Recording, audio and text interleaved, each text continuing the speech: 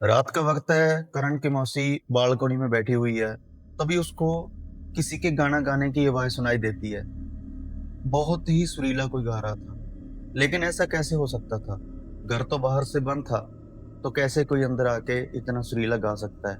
वो तुरंत समझ जाती है कि ये कोई इंसान नहीं। तो वो पूजा रूम की तरफ भागती है और हनुमान चालीसा जोर जोर से करना शुरू कर देती है।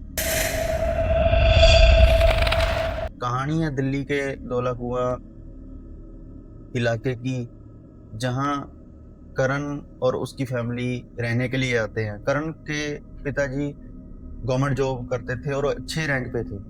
उसकी ट्रांसफ़र दिल्ली में अभी-अभी हुई थी, क्योंकि उनकी जो ट्रांसफ़र है वो अर्जेंट हुई थी और कोई भी घर खाली नहीं था। इसलिए उनको बोल दिया जाता है कि आप कोई भी मकान अभी के लिए परचेज़ कर लो और या फिर किराए पे ले लो। जब भी कोई मकान खाली होगा आप उसको दे देंगे और आप उसमें रहना शुरू कर देना।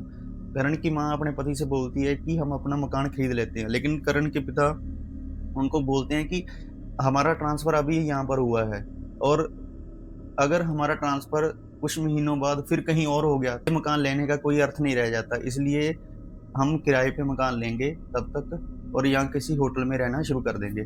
लेकिन थोड़े ही दिनों में वो वहाँ के रहन-सहन और खाने से परेशान हो जाते हैं, क्योंकि वो घर का खाना खाने में ज़्यादा दिलचस्प रहते थे और उनको ये एनवायरनमेंट अच्छा नहीं लगा। तो वो अपने पति से बोलती है कि हम कोई किराए का घर ले लेते हैं और वहाँ रहना शुरू कर देते हैं। करण के पिता भी थोड़ा परेशान थे और उन्होंने बोला कि ठीक है, मैं किसी मकान का पता करता हूँ और हम वहाँ रहना शुरू कर देंगे। तो वो उनको कोई ऐसा प्लॉट मिलता है, 3 बीएचके प्लॉट मिलता है, बहुत अच्छा खासा प्लॉट था, 3 बीएचके, जहाँ पर पूरी फैमिली सेटल हो सकती थी, उनको वो फ्लैट मिल जाता है। लेकिन जब वो फ्लैट खोलते हैं, तो इतनी गंदगी थी उस फ्लैट में, ऐसा लगता था कि सालों से इस मकान में कोई नहीं आया था। कोई भी इंसान वहाँ पे नहीं रहता था। रहते थे तो सिर्फ़ बस चूहे, मक्खियाँ, मच्छर, लिटरली बहुत ज़्यादा गंदगी थी उस मकान में। लेकिन उनके पास कोई और चारा नहीं था और मकान भी काफ़ी बजट में था और 3 बीएचके था। पूरी फैमिली वहाँ पर अच्छे से सेटल हो सकती थी। तो उन्होंने ऐसा कैसे करके किसी को बुलाकर उस घर की सफाई की और सभी कुछ सेटल हो गया और वो उन्होंने वहाँ पर रहना शुरू कर दिया। पहले-पहले बहुत अच्छा चल रहा था, सब कुछ नॉर्मल था, सब सब खुशी से रहते हैं। 5-6 महीने लिटरली प्रॉपर बड़ी खुशी से उनसे उनके बीतते हैं। लेकिन एक रात करण की माता सो रही है। करण का रूम उनसे अलग था और उसके मम्मी-पापा जो है वो अलग रूम में सोते थे। एक रात ऐसा हुआ कि जब करण की माँ सो रही थी, करण की माँ को लगता है कि जैसे कोई उसकी पाँव की तरफ बैठा हुआ है। लगता है कि करण शायद उसके रूम में आकर बैठा हो, तो उसको बोलती है कि जा करण, तेरे को नींद नहीं आ रही, तू जाके अपने रूम में सो जा। लेकिन आगे से कोई रिस्पॉन्स नहीं आता और उसकी माँ भी नींद में थी और वो ज़्यादा इस बात को सोचती नहीं है कि कौन है और कौन नहीं है। वो सोचती है कि सिर्फ़ करण ही हो सकता है और कौन यहाँ पर आ सकता है। तो उसी वक़्त उसको ऐसा लगता है कि जैसे उसके पाँव को कोई ऐसे छू रहा है, जैसे कोई फिंगर से टच कर रहा है उसके पाँव को। वो फिर अपना पाँव उठाती है और बोलती है कि करण, क्यों परेशान कर रहा है? इतनी रात है, तुम अपने जाके रूम में सो जा। लेकिन आगे से कोई रिस्पॉन्स नहीं आता। पहली बार ये घटना हो रही थी, इसलिए सभी इस घटना के बारे में अवेयर नहीं थे कि ऐसे क्यों हो रहा है। उनको, उसकी माँ को तो ऐसा लग रहा था कि करण ही ये सब कुछ कर रहा है। तभी करण की माँ ने जो चादर अपने ऊपर ओढ़ी हुई थी, क्योंकि सर्दी का मौसम था, तो वो चादर धीरे-धीरे, धीरे-धीरे खिसकना शुरू हो जाती है। करण की माँ जल्दी से अपने ऊपर वो चादर खींच के अपने सर के ऊपर लेती है और वो चिल्लाते हुए करण से बोलती है कि तू अपने रूम में क्यों नहीं जा रहा? क्यों परेशान कर रहा है? लेकिन तभी वो जब उठ के देखती है, तो उसके आस-पास कोई भी नहीं था। करण, जिसके बारे में वो सोच रही थी, वो अपने रूम में था। इस रूम में सिर्फ़ थे तो वो और उसका पति। वो हैरान रह जाती है कि ऐसा कौन है जो मेरे साथ ये हरकतें कर रहा है? वो थोड़ा डर जाती है और उठ के देखती है कि करण तो नहीं था, लेकिन करण तो अपने रूम में जाके सो रहा था। वो चीज़ें इग्नोर करती है क्योंकि पहली बार सब कुछ हुआ था। वो सुबह होती है, करण की माँ करण के पिता और करण के लिए खाना बनाने लगती है। उसको ऐसा लगता है कि जैसे किसी ने उसका हाथ पकड़ लिया। एकदम उसको ठंडा महसूस होता है।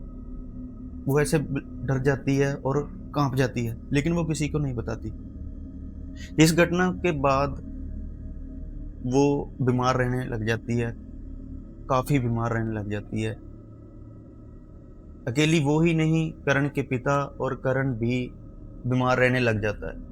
तीनों का जो शरीर है, वो बिल्कुल ऐसा लगता था कि उसमें जान ही नहीं है। तीनों बीमार हैं। ऐसा कैसा करके करण के पिता थोड़ा हौसला करते हैं और दोनों को हॉस्पिटल लेके जाते हैं और दवाई वगैरह शुरू करते हैं। लेकिन उस दवाई से भी उनको कोई असर नहीं हो रहा था।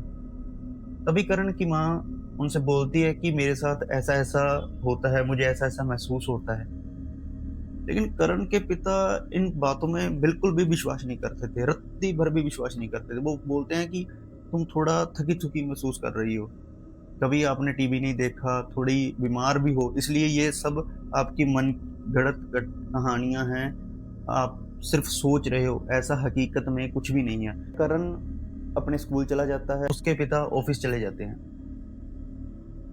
दिन में जब करण की माँ सारा काम खत्म कर लेती है और आराम करने के लिए बैठती है, तो उसे ऐसा लगता है कि जैसे कोई गाना गा रहा है, बहुत ही सुरीला गाना गा रहा है।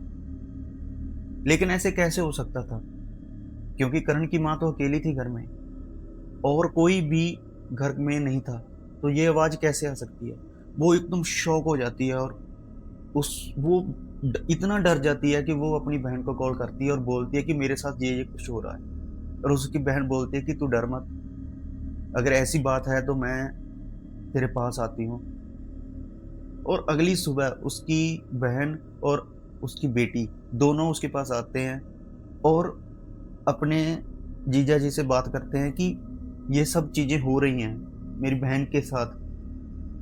लेकिन करण के पिता इन बातों में विश्वास नहीं करते थे और उसने उनकी बात को भी इग्नोर कर दिया कि ये सब आपका भ्रम है।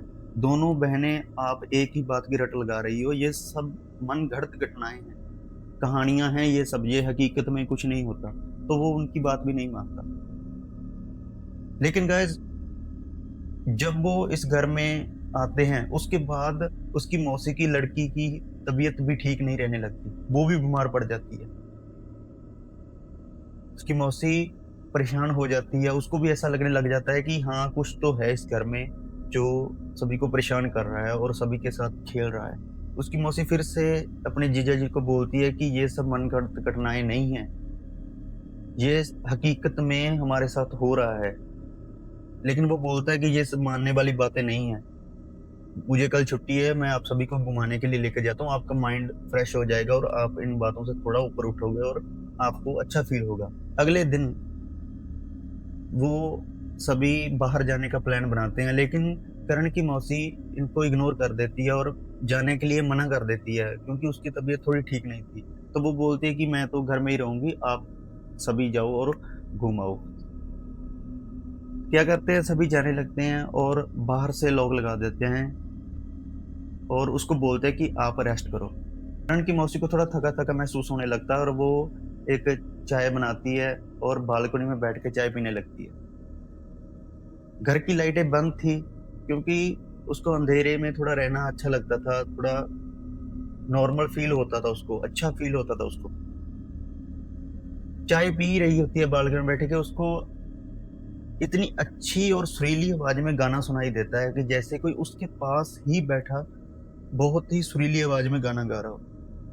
लेकिन ऐसा कैसे हो सकता था? कौन हो सकता था? दरवाज़ा तो बाहर से बंद था।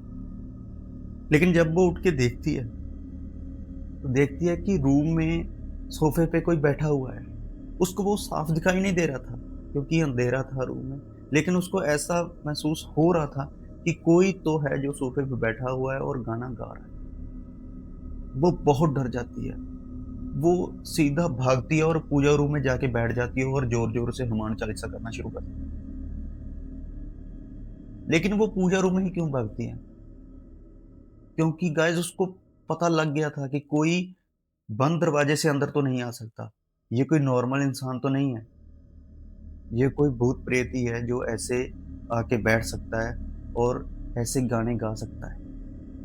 वो बिल्कुल डर जाती है और ज़ोर-ज़ोर से हनुमान चालीसा करती रहती है। 12 बज जाते हैं तभी दरवाज़ा खटखटाते हैं और करण के पिता और सभी परिवार आ जाता है और जल्दी से वो उठती है और उन सबको ये सारी बातें बताती है कि मेरे साथ ऐसा क्या हुआ, मैंने क्या देखा और कौन था यहाँ पे इस घर में। लेकिन करण के पिता अभी भी उस पे विश्वास नहीं करते। वो कहते हैं कि ये सब आपका वहम है। अभी भी वो विश्वास नहीं करते। लेकिन अब करण की मौसी अक चुकी थी, थक चुकी थी, परेशान थी। वो अपनी बहन से बोलती है कि अब मैं यहाँ पर नहीं रहूँगी। मेरी भी तबीयत ठीक नहीं है, मेरी बेटी की तबीयत भी ठीक नहीं है। मैं यहाँ पर और देर नहीं रह सकती। तभी करण की माँ बोलती है कि नहीं, मैं हूँ तेरे साथ, मैं सब कुछ सही कर दूँगी। मेरे लिए आप यहाँ पर रुक जाओ। उनसे कन्विंस करती है, तो वो भी रुक जाती है अपनी बहन के लिए और बोलती है कि ठीक है, मैं तेरे लिए रुक जाती हूँ, लेकिन यहाँ पे कुछ अच्छा नहीं है। कुछ तो यहाँ पे गलत है, नॉर्मल कुछ भी नहीं है यहाँ पर। अगली सुबह होती है, सभी काम पे चले जाते हैं, करण भी अपने स्कूल चला जाता है। लेकिन जब करण की मौसी, करण की माँ और उसकी बेटी हॉल में बैठे हुए हैं टीवी देख, और तभी उनके कान में किसी की आवाज़ आती है, जैसे उसके उनके कान में कोई बोल रहा हो। वो चिल्ला के उठ जाती है, भाग जाती हैं उस कमरे से, उस घर से बाहर निकल जाती हैं और बाहर बैठ जाती हैं। बहुत डर चुकी थी। तभी दोपहर को जब करण स्कूल से आता है, तो वो खाने के लिए बोलता है। लेकिन उनकी माँ बोलती है कि बेटा तुम घर में मत जाना, घर में ये सब हो रहा है। लेकिन वो बोलता है कि माँ मुझे तो बहुत ज़ोर से भूख लगी हुई है, मुझे तो अंदर जाना है, मुझे तो खाना खाना है। तो करण की माँ थोड़ा हौसला करके दरवाज़ा खोलती है और अंदर जाकर उसको खाना देती है। लेकिन गाइस, वो खाना इतना गंदा हो चुका था, लिटरली इतना गंदा हो चुका था कि जैसे ऐसा लग रहा था कि वो खाना कई महीनों से बंद पड़ा है और कई महीनों पहले जैसे बनाया हो, आज का बना हुआ नहीं लग रहा। वो बहुत परेशान हो जाती है। शाम को जब वो करण के पापा घर आते हैं तो वो सारी बातें उनको बताते हैं और कहती है कि लिटरली मैं कसम खा के बोल रही हूँ कि ये हमारी मनगढ़ंत घटनाएँ नहीं हैं, हम आपको झूठ नहीं बोल रहे। आप देख सकते हैं कि ये खाना मैंने सुबह बनाया है और ऐसा लग रहा है कि ये कई महीनों से बना हुआ है। कितना गंदा हो चुका है ये खाना। अब करण का पिता भी सोचता है और उसे भी लगता है कि ये सभी झूठ नहीं बोल रहे। इतनी बार कोई भी झूठ नहीं बोल सकता। तो वो बोलता है कि पापा जी को फ़ोन लगाया जाए। पापा जी मतलब अपने ससुर के बारे में बोल रहा था, क्योंकि वो बहुत अच्छे साधक थे। उनकी तपस्या बहुत ज़्यादा थी। तो वो उनको कॉल लगाते हैं। सुबह ही उनके ससुर जी घर आते हैं। जब वो घर में एंटर करते ही हैं, दरवाजे से अंदर जब आने ही लगते हैं, तभी वो उनसे बोल देता है कि इस घर में आप अकेले नहीं हो। आपके साथ कोई ऐसी आत्मा भी रह रही है, जो आपको यहाँ पर रहने नहीं देगी, खत्म कर देगी आपको। आपको तो खत्म करना ही, आपके पूरे खानदान को खत्म कर देगी अगर आपने इस घर को नहीं छोड़ा। ये उसकी टेरिटरी है, उसका घर है। आपको उसके घर को छोड़ना ही होगा। सभी एग्री हो जाते हैं, करण के पिता भी एग्री हो जाते हैं कि ठीक है, हम इस घर को छोड़ देंगे। सभी सो जाते हैं। उसी रात उसकी पड़ोस में एक गरीब घर था, छोटा-सा कमरा था उनके पास, लेकिन उनकी लड़की बहुत सुंदर थी। उस रात उस लड़की के साथ भी किसी ने दुष्कर्म करने की कोशिश की, लेकिन वो अदृश्य था। लड़की ने जब देखा कि कोई उसके साथ कोई दुष्कर्म करने की कोशिश कर रहा है, लेकिन दिखाई नहीं दे रहा, तो वो उसी पल समझ जाती है कि ये कोई नॉर्मल नहीं है और वो ऊँची आवाज़ में हनुमान चालीसा पढ़ना शुरू कर देती है और भजन कीर्तन करना शुरू कर देती है। जब ये बात करण के पिता और करण के परिवार को पता चलती है, तो उसके ससुर जी बोलते हैं कि देखा, मैंने कहा था ना कि ये कोई साधारण शक्ति नहीं है। ये घर से बाहर इतनी अगर अटैक कर सकती है, तो आप तो उसके घर में रह रहे हो, आपके साथ वो क्या करेगी? मेरी बात मानो, आप इस घर को छोड़ के चले जाओ। और इतना कह के वो अपने किसी काम में वापस गाँव चले जाते हैं। और करण के पिता भी एग्री हो जाता है कि हम इस घर को छोड़ देंगे। सभी सामान को पैक करते हैं और ट्रक में रखना शुरू कर देते हैं। बड़े वाला ट्रक नहीं, छोटे वाला ट्रक, उसमें रखना शुरू कर देते हैं, क्योंकि उन्होंने काफ़ी सामान खरीद लिया था। सामान रख ही रहे होते हैं, तभी आस-पास के लोग, क्योंकि 5-6 महीने उनको यहाँ पर रहते हुए हो गए थे, तो वो उनको पूछते हैं कि आप इस घर को छोड़कर क्यों जा रहे हैं? ऐसा क्या हुआ? तो करण की माँ सारी जो कहानी उनके से बीतती है, तो वो उन सबको बताती है कि हमारे साथ ऐसा हुआ। यहाँ पर कोई ऐसी शक्ति है जो हमें यहाँ पर रहने नहीं दे रही। तो वो बोलते हैं कि हाँ, हमें भी पता है, लेकिन हम इस बात को सच नहीं मानते थे। लेकिन आज जो आपके साथ हुआ, उससे हमको विश्वास हो गया कि हाँ, यहाँ पर कुछ ना कुछ तो ऐसी शक्ति है जो किसी को भी नहीं रहने देती। आप पहले नहीं हो जो जहाँ पर आए हो। आपसे पहले भी कई लोग यहाँ पर आए हैं, लेकिन वो ज़्यादा देर टिक नहीं सके। आप 5 महीने रहे, हमको ऐसा लगा कि सब कुछ नॉर्मल हो गया, लेकिन आज फिर से उस शक्ति को सुन के और महसूस करके हमें लगा कि कुछ भी नॉर्मल नहीं है। ये घर आज भी उस शक्ति के अधीन है। वो बताते हैं कि यहाँ पर 7-8 साल पहले एक लड़का रहता था, जो बहुत अच्छा गाता था, सिंगर बनना चाहता था, कई सपने लेके इस शहर में आया था। लेकिन जब उसका कोई भी काम नहीं बनता, तो वो बड़ा डिप्रेशन में रहना शुरू कर देता है, घर से बाहर नहीं निकलता। लेकिन एक बार जब वो कई दिनों तक घर से बाहर नहीं निकला, तो हमने उस दरवाजे को खोलने की कोशिश की, लेकिन जब हमने दरवाज़ा खोला तो अंदर से बहुत गंदी स्मेल आ रही थी। और जब दरवाज़ा खोला तो देखा कि उस लड़के की मौत हो चुकी है और वो इस दुनिया से चला गया है। और तब से उस लड़के की आत्मा इस घर में रहती है और गाना गाने की आवाज़ आती है। उनके पिता उस घर को छोड़ देते हैं, होटल में रहना शुरू कर देते हैं, उसके बाद उसको क्वार्टर भी मिल जाता है।